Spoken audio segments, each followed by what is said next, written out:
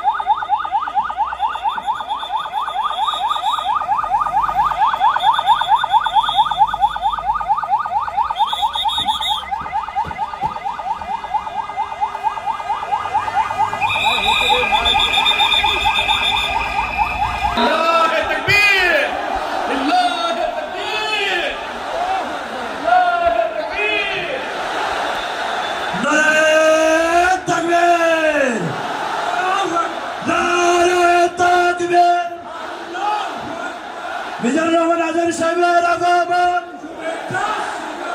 পটুয়াখালীর পক্ষ থেকে, ওয়েলফেয়ার কমিশনের পক্ষ থেকে, পরিষদের পক্ষ থেকে। আজকে আমরা যে টপিকটা নিয়ে আলোচনা করব সেটা হচ্ছে, আমরা যে জীবনে বিপদে পড়ি, আমরা বিপদে পড়লে আমাদেরকে উদ্ধার করে কে? আল্লাহ ছাড়া আমাদের বাঁচানোর কেউ আছে? উদ্ধার করার কেউ আছে? রক্ষা করার কেউ আছে? এজন্য বিপদে পড়লে আমরা চাইবো কার কাছে? আমাদের যাই দরকার হোক আমরা ফরিয়াদ করব কার কাছে? নাকি মাজারে যেয়ে চাবেন? মাজারে যেয়ে চাবেন? অনেকে তো মাজারে যেয়ে কপাল ঘষে, আছে না নাই? মাজারে যেয়ে সন্তান চায়, আছে? এই এলাকায় নাই, এই এলাকার লোকদের আকীদা খালেস আমি জানি। মাজারে যেয়ে কপাল ঘষে আর সন্তান চায়। আচ্ছা, মাজারে গেলে সন্তান পাওয়া যায়? আচ্ছা, মাজারে না গেলে যদি বাচ্চা না হতো, গরু ছাগলের যে বাচ্চা হয় ওরা কোন মাজারে মানত করে বলেন? কথা কি বুঝতেছেন? এই যে প্রতি বছর গরু ছাগল ভেড়া এগুলো যে বাচ্চা দেয়, এরা কোন মাজারে যে মানত করে? এজন্য চাইতে হবে একজনের কাছে, তিনি কে?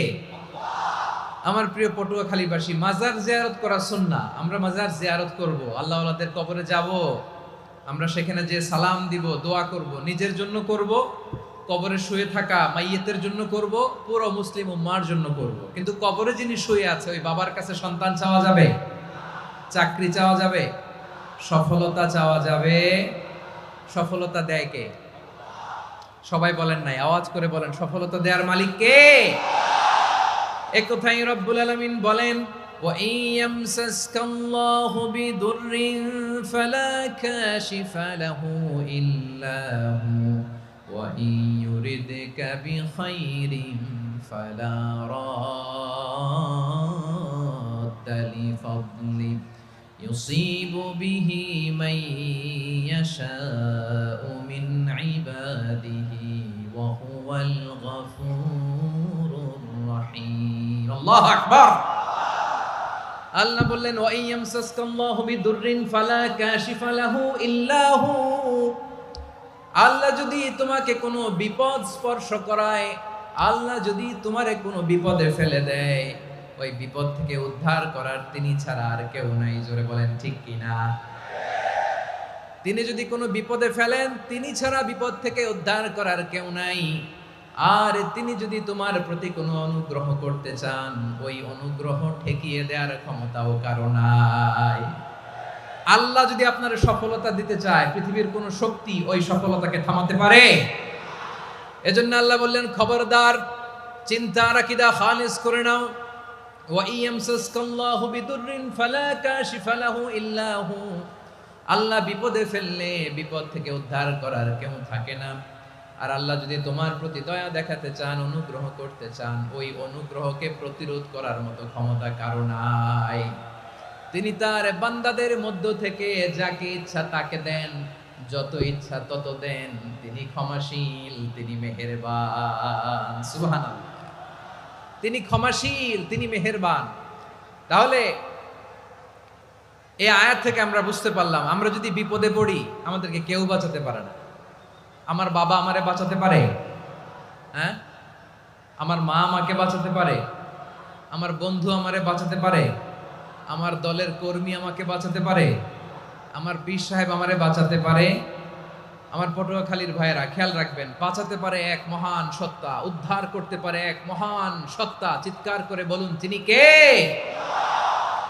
আবার আল্লাহ বললেন, আম্মাই ইউজিবুল মুত্তাররা ইযা দাআহু ওয়া ইয়াকশিফুস সুআ ওয়া ইয়াজআলুকুম খুলাফাআল আরদ আইলাহুম মা'আল্লাহ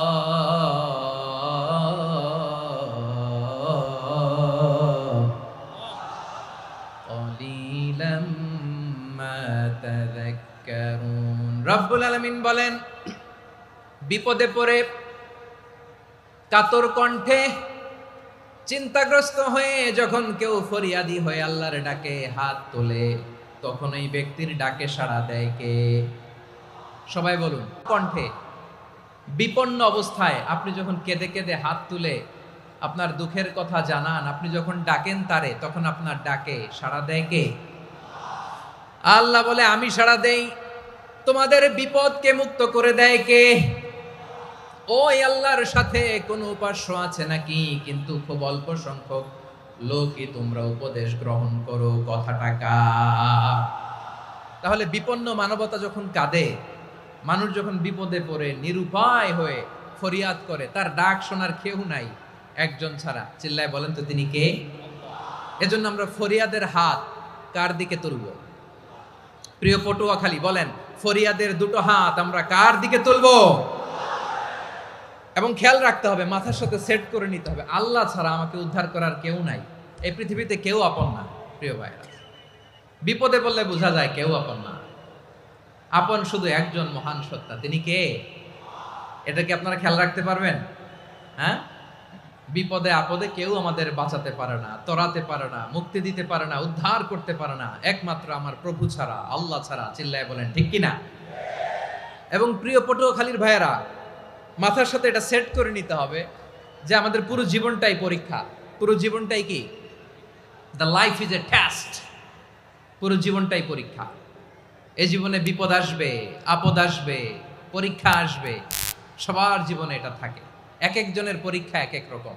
আমার পরীক্ষা একরকম, মাসুদ ভাইয়ের পরীক্ষা একরকম, চৌধুরী সাহেবের পরীক্ষা একরকম, আপনার পরীক্ষা একরকম, ওনার পরীক্ষা আবার আরেক রকম। পুরো পৃথিবীটাই পরীক্ষা ক্ষেত্র, সবাই পরীক্ষা দিচ্ছি, কিন্তু কারো পরীক্ষা প্রশ্নের সাথে কারোটার মিল নাই। সুবহানাল্লাহ পড়বেন না? পুরোটাই পরীক্ষা ক্ষেত্র, সবাই পরীক্ষার্থী, কিন্তু প্রশ্নপত্র একটার সাথে আরেকটা মিলে না। One doesn't match the other, একজনেরটার সাথে আরেকজনেরটা মিলে না। কাউকে আল্লাহ তাআলা ধনী বানিয়ে পরীক্ষা করেন। কি বানিয়ে? কথা কি বুঝতেছেন নাকি কষ্ট হচ্ছে? কষ্ট হচ্ছে আপনাদের? কাউকে আল্লাহ ধনী বানিয়ে পরীক্ষা করেন, আবার কাউকে আল্লাহ তাআলা গরিব বানিয়ে পরীক্ষা করেন, কাউকে আল্লাহ অসুস্থ বানিয়ে পরীক্ষা করেন। কেউ দেখবেন যে দুরারোগ্য ব্যাধিতে আক্রান্ত, ডাক্তার বলেছে আর সময় নাই, দুরারোগ্য ব্যাধি, ক্যান্সার, যার নেই কোনো অ্যান্সার, তার জন্য পরীক্ষা হচ্ছে এই রোগ। আরেক লোক দেখবেন তার আবার রোগ বালাই নাই, মাশাআল্লাহ, তাকে আল্লাহ তাআলা আর্থিক দৈন্যতা, দারিদ্রতা দিয়ে পরীক্ষা করছেন। এরকম আছে না নাই? টাকা পয়সা নাই, দিন আনে দিন খায়, যা আছে তাতে চলে না, এটা তার জন্য পরীক্ষা। আবার আরেক শ্রেণীর লোক দেখবেন তাকে আল্লাহ অসুস্থতাও দেয় নাই, দারিদ্রতাও দেয় নাই, তার দাম্পত্য জীবনের সমস্যা আছে না নাই? স্ত্রী কথা শোনে না, অথবা ছেলে মেয়ে কথা শোনে না।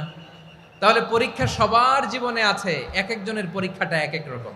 আল্লাহ তাআলা দেখতে চায় যে এই পরীক্ষার সময় আমরা কিরকম রেসপন্স করি, how to deal with the test, কিভাবে এই বিপদ আপদ পরীক্ষাগুলোকে আমরা হ্যান্ডেল করব, ডিল করব।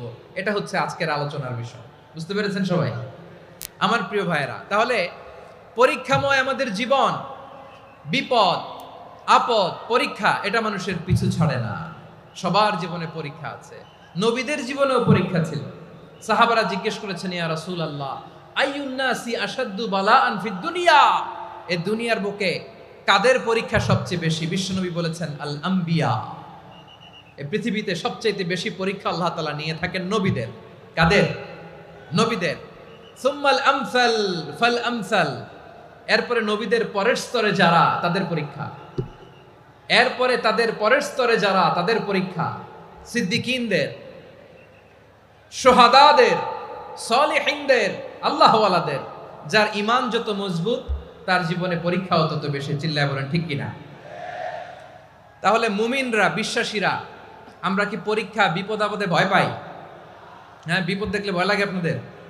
ভয় লাগে? হ্যাঁ, না, মুমিনরা বিপদে ভয় পায় না, তারা হতাশ হয় না, সুবহানাল্লাহ, তারা নিরাশ হয় না। বিশ্বাসীরা হাল ছেড়ে দেয় না, তারা ভরসা রাখে একজনের উপর। চিল্লায় বলতে হবে তিনি কে? কারণ মুমিন জানে the grief isn't permanent, the test isn't permanent, the struggle in our life isn't permanent. আমাদের জীবনের দুঃখ, কষ্ট, স্ট্রাগল, এগুলো পার্মানেন্ট নয়। After every difficulties there is an ease. সব কষ্টের পরেই একটা সুখ আছে না নাই? রব্বুল আলামিন বলেন, ফা ইন্না মাআল উসরি ইউসরা, ইন্না মাআল উসরি ইউসরা, ভয় পেও না, চিন্তা করো না, কষ্টের সাথেই আমি রেখে দিয়েছি স্বস্তি। সুবহানাল্লাহ বলেন। মুমিন জীবনে বিপদ যত বেশি, কষ্ট যত বেশি, তার সামনে সফলতা তার চেয়েও বেশি। ঠিক কিনা বলেন? কারণ বিশ্বাসীরা জানে রাত্রি যত গভীর হয়, সুবহে সাদিকের সময় তত আগাতে থাকে। গর্ভবতী নারীর পেটের ব্যথা যত বাড়তে থাকে, ঘরে নতুন মেহমান আগমনের সময় ঘনাতে থাকে। মুমিনদের উপর বিপদ, অত্যাচার, আপদ, পরীক্ষা যত বাড়তে থাকে, কালেমার পতাকা উড্ডয়নের সময় কাছে আসতে থাকে। বিশ্বাসীদের এগুলো হিসাব মিলানো অনেক আগে, এগুলো অনেক আগে হিসাব মিলানো। দুঃখের আধার শেষে সুখের আলো মিটিমিটি হাসে। চিল্লায় বলেন ঠিক কিনা? দুঃখ যত বেশি, পরীক্ষা যত বেশি, কষ্ট যত বেশি, সুখের সময় তত কাছাকাছি। চিল্লায় বলতে হবে ঠিক কিনা? এজন্য মুমিন জীবনে পরীক্ষা বেশি, মুমিনদের হতাশা নাই, মুমিনরা নিরাশ হয় না, হতাশ হয় কাফিররা। মুমিনরা কখনো হাল ছেড়ে দেয় না, মুমিনরা ভরসা রাখে একজনের উপর, তিনি কে? তাহলে আমার প্রিয় পটুয়াখালীবাসী, বিপদ থাকবে, পরীক্ষা থাকবে, এই বিপদ থেকে আমাদেরকে উদ্ধার করবেন একজন, তিনি কে? আমরা শুধু আল্লাহর উপরই ভরসা রাখবো। রাজি আছেন তো? চাইবো একজন সত্তার কাছে, আওয়াজ করে বলুন তিনি কে? একজন সত্তার কাছে চাইবে। বিশ্বনবী ওনার চাচাতো ভাই আব্দুল্লাহ ইবনে আব্বাস রাদিয়াল্লাহু তাআলা আনহুকে বললেন, ইয়া আব্দুল্লাহ ইবনুল আব্বাস, হে আব্দুল্লাহ ইবনে আব্বাস, ইযা সাআলতা ফাসআলিল্লাহ, যখন চাইবে আল্লাহর কাছে যাও। ও আব্দুল্লাহ, যখন চাইবা আল্লাহর কাছে চাও। ওয়া ইযা ইসতাআনতা ফাসতাইন বিল্লাহ, যখন সাহায্য চাইবা আল্লাহর কাছে ফরিয়াদ করো। জেনে রেখো ও আব্দুল্লাহ, ওয়া'লাম আন্নাল উম্মাতা লাউ ইজতামাআত আলা আন ইয়ানফাউকা বিশাইইন লাম ইয়ানফাউকা ইল্লা বিশাইইন ক্বাদ কাতাবাহু আল্লাহু লাক। ও আব্দুল্লাহ, জেনে রেখো, মনে রেখো, গোটা বিশ্বের সবাই মিলে যদি তোমার উপকার করতে চায় ততটুকুই তারা করতে পারবে যতটুকু আল্লাহ তোমার নসিবে সেটা লিখে রেখেছে। ঠিক কিনা বলেন? আর যদি গোটা বিশ্বের সবাই মিলে তোমার বিরুদ্ধে কনস্পাইরেসি করে, ষড়যন্ত্র করে, গোটা বিশ্বের সবাই মিলেও যদি তোমার ক্ষতি করতে চায় ততটুকুই শুধু পারবে যেটা আল্লাহ তোমার জন্য বরাদ্দ রেখেছে। যতটুকু আল্লাহ তাআলা তোমার জন্য বরাদ্দ রেখেছে অতটুকুই ক্ষতি করতে পারবে, আর এক চুল বেশিও করতে পারবে না, কমও করতে পারবে না। চিল্লায় বলেন ঠিক কিনা? এজন্য আমরা চাইবো কার কাছে? সবাই বলেন নাই, আওয়াজ করে বলেন কার কাছে? সব সময় আমরা আল্লাহর কাছে চাইবো, বিপদে আপদে, সুখে দুঃখে, সচ্ছল অবস্থায় অসচ্ছল অবস্থায়, পরাজয়ের সময় বিজয়ের সময়, সব সময় আমরা ভরসা রাখবো কার উপর? সবাই বলুন। একদল লোক আছে যারা বিপদে পড়লে আল্লাহরে ডাকে, আছে না নাই? পটুয়াখালীতে মাশাআল্লাহ নাই। বিপদ আসলে আল্লাহরে ডাকে, বিপদ নাই আল্লাহও নাই। বিপদে পড়লে নামাজ পড়ে, বিপদও নাই নামাজও নাই। বিপদে পড়লে জিকির করে, বিপদ যখন চলে যায় ওদের জিকিরও বন্ধ হয়ে যায়। এরকম আছে না নাই?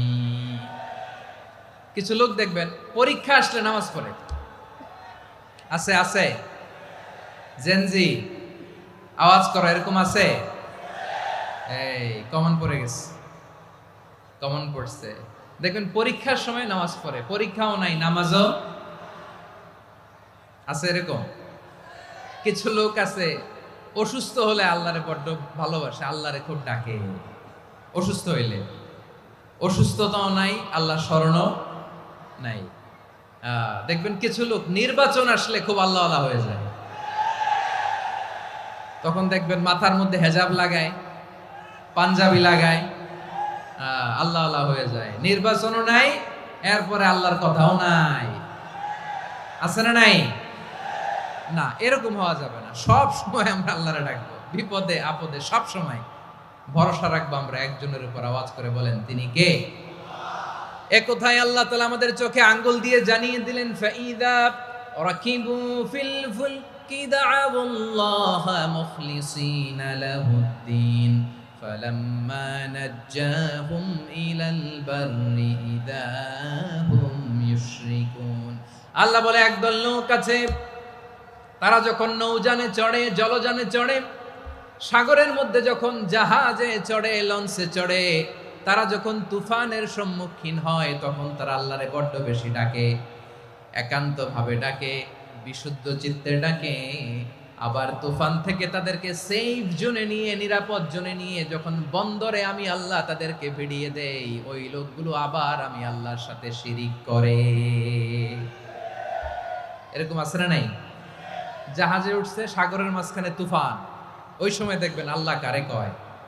এই কথা তো আপনাদেরকে বোঝানো সহজ, আপনারা তো নদীর দেশের মানুষ। লঞ্চে চড়েন নাই কারা কারা? দেখি, লঞ্চে চড়ছেন? হ্যাঁ, লঞ্চে চড়ে নাই এরকম একজনও নাই এখানে। আচ্ছা, লঞ্চে উঠছেন কে কে? দেখি। মাশাআল্লাহ মাশাআল্লাহ মাশাআল্লাহ, ঠিক আছে, আপনাদের বোঝানো সহজ। আচ্ছা, লঞ্চে উঠে তুফানের সম্মুখীন হয়েছেন, জলোচ্ছ্বাস, সবাই? মাশাআল্লাহ। তো এই ওয়াজ তো আপনাদের মুখস্থ, ঠিক কিনা বলেন? আমার বলার দরকার নাই, বলেন। মাঝ নদী, তুফান, জলোচ্ছ্বাস, জলের মধ্যে উচ্ছ্বাস, ঢেউ, টর্নেডো, সাইক্লোন, মেঘের ঘন ঘটা, পরিবেশ ঘুটঘুটে অন্ধকার, লঞ্চ একবার এদিকে আরেকবার ওইদিকে, ভিতরে কি অবস্থা হয় বলেন তো? হ্যাঁ,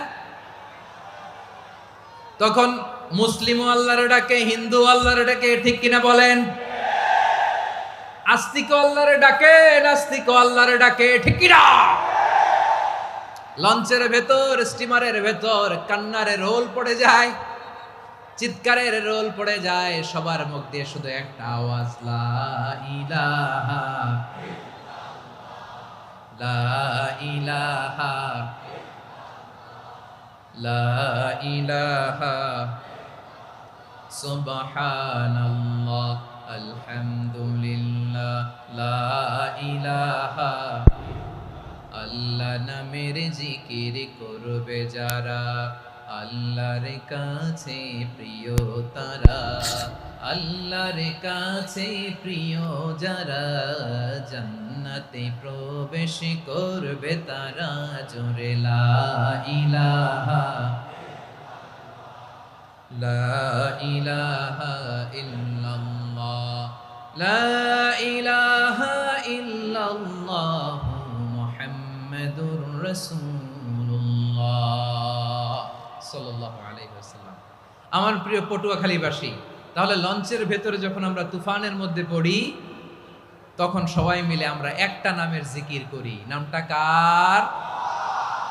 মুসলমানেরাও ডাকে, হিন্দুরাও ডাকে, আস্তিকও ডাকে, নাস্তিকও ডাকে, সবাই ডাকে একজনকে, তিনি কে? আবার দেখবেন ওই আল্লাহ তুফানের পরে, ঝড়ের পরে ওই লঞ্চটাকে যখন সদর ঘাটে ফিরিয়ে দেয়, আবার আমরা নাফরমানি শুরু করে দেই। সে কোথায় আল্লাহ বললেন, ফাইদা রাকিবু ফিল ফুলকি দা'আউল্লাহ মুখলিসিনা লাহুদ্দিন ফালাম্মা নাজ্জাহুম ইলাল বাররি ইযা হুম ইউশরিকুন। সাগরে যখন তুফানে পড়ে আমি আল্লাহর ডাকে, আবার আমি আল্লাহ যখন বাঁচিয়ে দেই, আবার আমি আল্লাহর সাথে শিরিক শুরু করে। আমরা কি এরকম হতে চাই নাকি? এরকম করবেন? হ্যাঁ না, আমরা তুফানে পড়লেও আল্লাহরে ডাকি, আবার বাঁচায় দেওয়ার পরেও ডাকি কারে? আল্লাহকেই ডাকি। বিমানের মধ্যে মাঝে মাঝে দেখবেন যে এয়ার টার্বুলেন্স হয়, জানেন? এয়ার টার্বুলেন্স জানেন তো? মাঝে মাঝে বিমানটা বাউন্সিং করে, বাম্পি, ভেরি বাম্পি ওয়েদার। শোনেন নাই? 40,000 ফিট উপরে যখন থাকে, তখন পাইলট মাঝে মাঝে বলে, dear passengers, ladies and gentleman, right now we are flying 40,000 feet above the ground and we are passing very air turbulence, very heavy air turbulence right now. Please fasten your seat belt. দেখবেন মাঝে মাঝে বলে যে, ভদ্র মহিলা, ভদ্র মহোদয়গণ, আমরা 40,000 ফিট উপর দিয়ে যাচ্ছি আর এয়ার টার্বুলেন্স ফেস করছি, মেহেরবানি করে আল্লাহর হস্তে সিট বেল্ট বাঁধুন। তখন বিমানটা এরকম বাউন্সিং করে, শেকিং করে। আপনারা মুখোমুখি হয়েছেন? ইদানিং এই এয়ার টার্বুলেন্স বেড়ে গিয়েছে। গত বছর আমার ইন্টারন্যাশনাল অনেকগুলো ফ্লাইট ছিল, তো আমি দেখলাম যে আগের ফ্লাইটগুলোর তুলনায় এখন এয়ার টার্বুলেন্স খুব বেশি। আমি একটু রিসার্চ করে দেখলাম, ক্লাইমেট চেঞ্জের কারণে, জলবায়ু পরিবর্তনের কারণে আকাশের বাতাসের মুভমেন্টে পরিবর্তন হয়েছে, ফলে এখন বিমান শেকিং করে বেশি, বাউন্সিং, বাম্পি ওয়েদার। তো বলেন তো, 40,000 ফিট উপরে যখন আপনি, কয় হাজার ফিট? সবাই বলুন, কয় হাজার ফিট? 40,000 ফিট উপরে যখন আপনি, তখন যখন বিমানটা এরকম বাউন্সিং করে, সবাই যখন ভমিটিং করে বিমান নষ্ট করে দেয়, বমি করে, তখন বাঁচানোর কে আছে আল্লাহ ছাড়া? কেউ আছে? ওই মুহূর্তেও সবাই মিলে একজনের ডাকে আওয়াজ করে বলেন, তিনি কে? মাঝে মাঝে কিছু সোশ্যাল মিডিয়ায় কিছু ভিডিও পাওয়া যায় যে হেভি যখন এয়ার টার্বুলেন্স হয়, 10 সেকেন্ড 15 সেকেন্ডের কিছু ভিডিও পাওয়া যায়, বিমানটা এরকম বাউন্সিং করছে, বাম্পি ওয়েদার, কাঁপছে, মানুষগুলো বমি করছে, অক্সিজেন মাসগুলো সব ঝুলে পড়েছে, বিমানটা শুধু কাঁপছে। তখন দেখবেন বিমানের ভেতরেও এরকম লঞ্চের মতো চিৎকার আছে না নাই? বিমানের ভেতরেও তখন চিৎকার। গত বছর হিথ্রো এয়ারপোর্ট থেকে সিঙ্গাপুর এয়ারলাইন্সের একটা ফ্লাইট, হিথ্রো টু চাঙ্গি, একটা ফ্লাইটে এমন বেশি এয়ার টার্বুলেন্সের শিকার হয়েছিল ওই এয়ারক্রাফটটা, 33 জন যাত্রী সেখানে আহত হয়েছে, একজন যাত্রী নিহত হয়েছে। কেবিন ক্রুজ, এয়ার হোস্টেস যারা আছে, একজনের নাক ফেটে, চোখ ফেটে, কপাল ফেটে, ব্লিডিং হয়ে শয়লা। প্রিয় ভাইরা, ওই 40,000 ফিট উপরে বিমানটা যখন কাঁপবে, তখন আমাদেরকে আল্লাহ ছাড়া আর কেউ বাঁচানোর আছে? এত আসতে বললে হবে? ওই কঠিন মুহূর্তে আমার বাবা আমারে বাঁচাতে পারে, আমার বন্ধু আমারে বাঁচাতে পারে? এই গ্রাউন্ডে, জমিনের বুকে আমার প্রোটোকল, আমার ক্ষমতা, আমার দাম্ভিকতা, কোনো কিছু আমারে বাঁচাতে পারে? একজন ছাড়া। চিল্লায় বলতে হবে, তিনি কে? সে আল্লাহ বললেন, গোলাম, আমি বিপদের সময় ঠিকই তোমাদের বাঁচিয়ে দেই।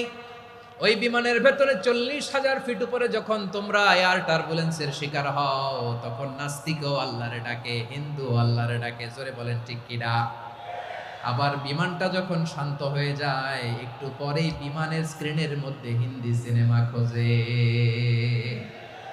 বিমানের স্ক্রিনে কিন্তু বিশাল ওখানে আফলাম ফিল্মের একেবারে বোঝাই করা। বিমানটা শান্ত হলে আবার হিন্দি সিনেমা দেখা শুরু করে। একটু আগে ডাকছিল কারে? কারে? দেখবেন বাংলাদেশে আমাদের ক্রিকেটাররা যখন অন্য কোনো দেশের সাথে খেলে, অনেক সময় এমন হয়, বল বাকি একটা, রান দরকার 6টা। বল বাকি কয়টা? পটুয়াখালী বুঝে নাই বোধহয়। বল বাকি কয়টা? রান দরকার। আপনি দেখবেন ক্যামেরাম্যান তখন গ্যালারিতে খালি দেখায় দর্শকদের যে কি অস্থিরতা।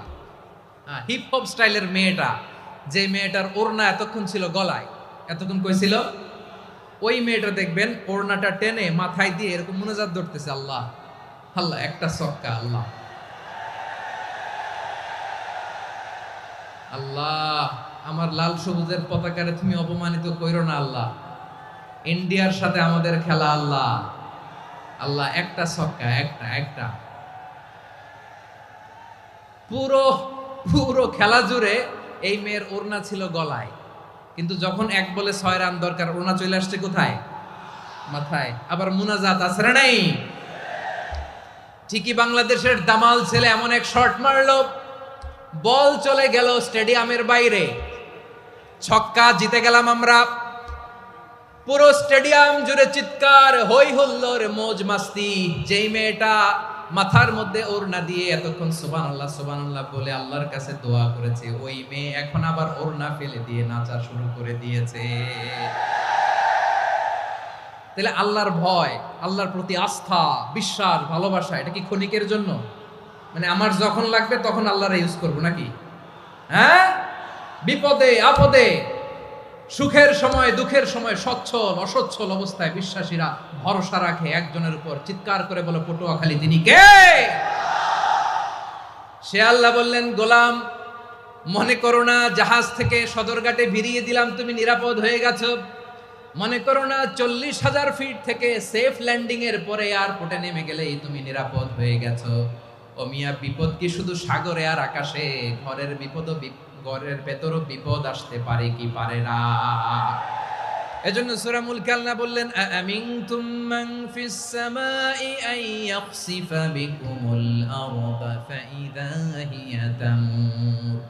তোমরা কি ভাবছো তোমরা নিরাপদ? সাগরের মধ্যে তুফান, আল্লাহ আল্লাহ ডাকলাম, সদরঘাটে যেয়ে পড়ছি, বাইসে গেছেন তো আপনি। আর পাবে আপনারে আল্লাহ? আল্লাহরে তো সাগরের মাঝখানে তো আল্লাহ আপনারে পাইছিল, আর তো পাবে না। আর পাবে আপনারে? আর আল্লাহ ধরতে পারবে আপনারে? ঘরের ভেতরও বিপদ দিয়ে আটকাতে পারে কে? 5 স্টার 7 স্টার হোটেলের ভেতরও আমাকে বিপদের মধ্যে ফেলে দিতে পারেন কে? আল্লাহ বললেন, তোমরা কি ভেবেছো তোমরা নিরাপদ? আমি চাইলে ল্যান্ডস্লাইডস, ভূমি ধস দিয়ে 1 লক্ষ 1 মুহূর্তে নিয়ে যেতে পারি। এক সুনামি দিয়ে থাপ্পড় মেরে 3 লক্ষ সাগরের ভেতরে ঢুকায় দিতে পারি। 1 সেকেন্ডও লাগে না আমার। أم أمنتم من في السماء أن يرسل عليكم حاصبا فستعلمون كيف نذير। আল্লাহ চাইলে আকাশ থেকে পাথর বৃষ্টি নাজিল করতে পারেন কি পারেন না? এই মুহূর্তে এখানে ভূমিকম্প দিতে পারেন কি পারেন না? আচ্ছা, ভূমিকম্প যখন হয় আমাদের কারো হুঁশ থাকে? আপনি মনে করছেন আমরা সাধারণ মানুষ, আমরা দৌড় দেই, আর প্রেসিডেন্ট প্রধানমন্ত্রী ওনারা বুঝি খাটে শুয়ে থাকে? কথা বুঝে নাই বোধহয়।